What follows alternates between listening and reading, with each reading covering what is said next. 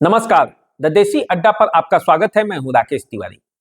क्या बिहार के मुख्यमंत्री नीतीश कुमार के कुर्सी पर खतरा है? क्या बिहार के मुख्यमंत्री नीतीश कुमार जो चाहते हैं 225 का टारगेट वो पूरा कर पाने में एनडीए सफल नहीं हो पाएगी? क्योंकि एनडीए में अभी शीत युद्ध चल रहा है। एनडीए के तमाम घटक दल आपस में उलझे हुए हैं। कई तरह की बातें हो रही हैं, कई तरह की राजनीति हो रही है। चिराग पासवान का मन दिल्ली में नहीं लग रहा है और नीतीश कुमार का मन बेचैन है। तेजस्वी यादव ने भी इशारा दे दिया है, वो नीतीश कुमार के लिए अपना दरवाजा खोल कर रखे हैं। चिराग पासवान अंदर ही अंदर बड़ी तैयारी में है। तो इन सब बातों का बिहार की राजनीति में क्या असर होने वाला है? बिहार के एनडीए में जो शीत युद्ध चल रहा है उसका क्या कारण है और उस शीत युद्ध के समाप्ति के बाद एनडीए का स्वरूप कैसा होने वाला है, क्या विकल्प है, उन सभी बातों पर आज चर्चा करेंगे और इसी चर्चा के लिए हम आपके सामने हाजिर हैं। तो देखिए, क्यों कहा जा रहा है कि नीतीश कुमार की कुर्सी पर खतरा है? यह इसलिए चर्चा शुरू हुई है, नीतीश कुमार ने बिहार की जनता के साथ एक वादा किया है।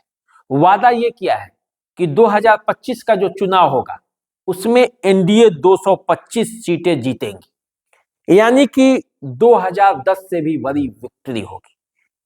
और नीतीश कुमार ने यह वादा बिहार की जनता से इसलिए किया क्योंकि उनके साथ बीजेपी थी, उनके साथ चिराग पासवान थे, उनके साथ जीतन राम मांझी, उनके साथ उपेंद्र कुशवाहा और उनके सहयोगी समर्थक सारे लोग थे। बिहार की जनता उनके साथ थी, ऐसा नीतीश कुमार का सोचना है।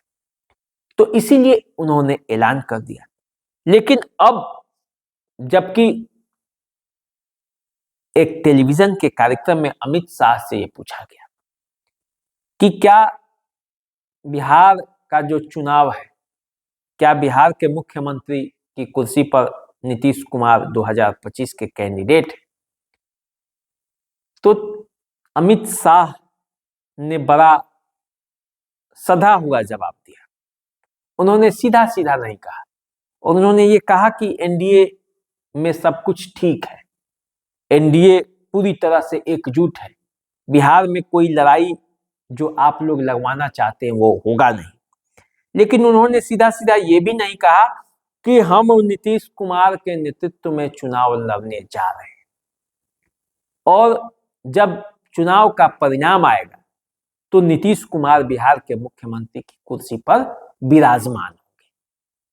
उन्होंने ये कहा कि हमारी प्रक्रिया होती है और उस प्रक्रिया के तहत चुनाव होगा, एनडीए के विधायक जिसे नेता चुनेंगे वो मुख्यमंत्री बनेगा।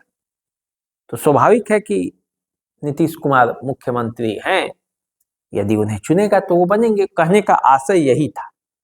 लेकिन अब मीडिया अलग अलग तरह की बातें उससे निकाल रही है, उनके बातों को का अर्थ निकाला जा रहा है और जो अर्थ निकाला जा रहा है उसी का मामला ये है कि एनडीए में कोई सीट युद्ध तो नहीं चल रहा है। हालांकि जनता दल यूनाइटेड का उसके बाद बयान आया है और नीरज कुमार ने कहा है कि मौन रहने का मतलब होता है कि स्वीकृति।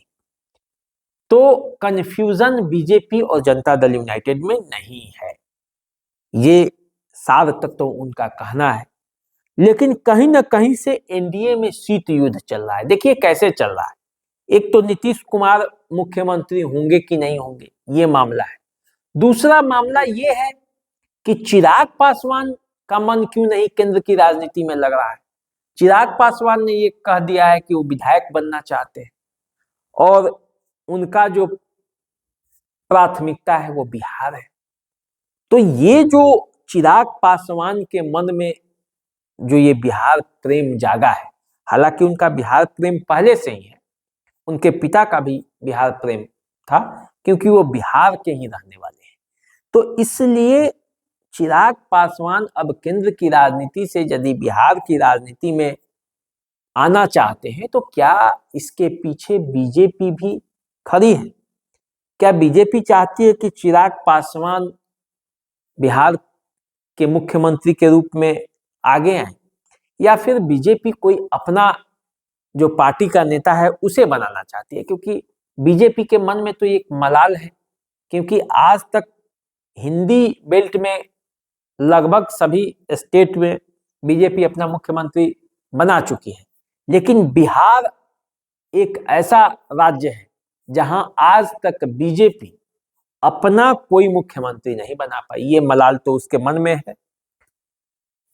दूसरा, आप देखेंगे कि चिराग पासवान और जीतन राम मांझी में कई मोर्चों पर शीत युद्ध चलते रहता है, कुछ रुक रुक के, कुछ ठहर ठहर के, लेकिन शीत युद्ध चलता है। आनंद मोहन और चिराग पासवान के बीच भी आपने देखा होगा कि किस तरह से मामला चला था।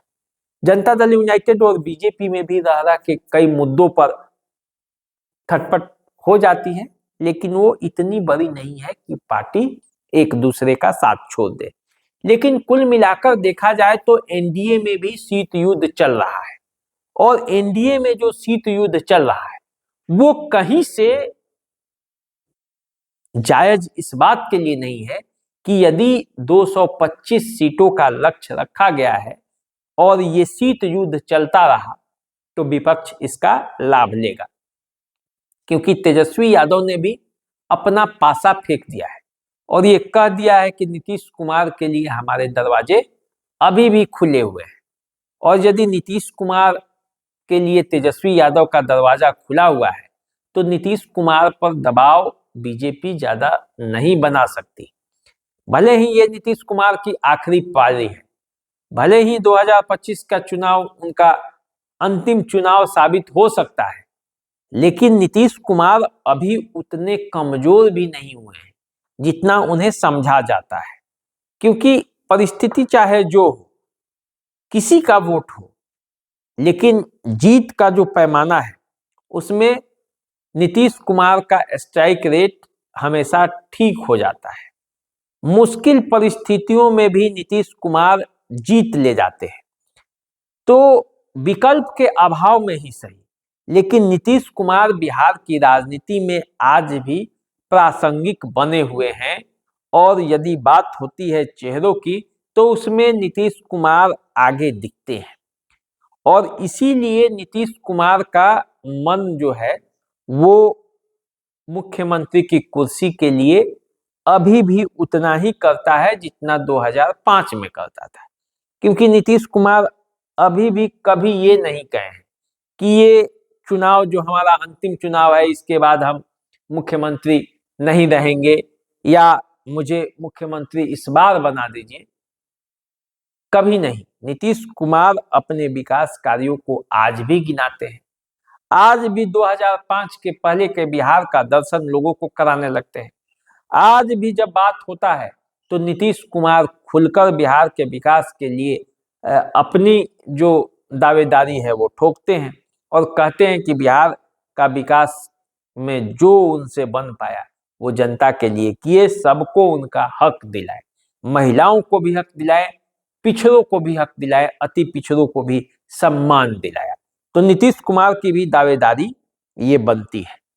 तो तमाम परिस्थितियों के बावजूद एनडीए में नीतीश कुमार मजबूत हैं।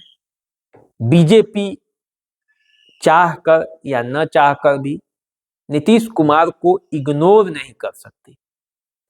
अब देखिए, दाव तो बीजेपी भी चल रही है और दाव चलेगी भी, क्योंकि अलग पार्टी है, उसे भी मुख्यमंत्री बनाना है, लेकिन उसमें कितना सफल हो पाएगी, और यदि दाव फेल कर गया तो फिर बिहार की राजनीति में कहीं 2015 वाला जो प्रयोग था आरजेडी और जनता दल यूनाइटेड का वो ना हो जाए, इस डर से बीजेपी एक कदम पीछे खींच लेती है।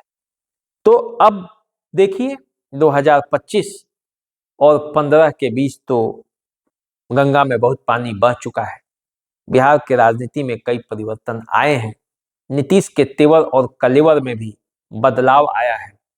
प्रशांत किशोर भी जो नीतीश कुमार और लालू यादव के साथ थे, वो एक अलग पार्टी बनाकर अब नीतीश कुमार और लालू यादव दोनों को चुनौती दे रहे हैं।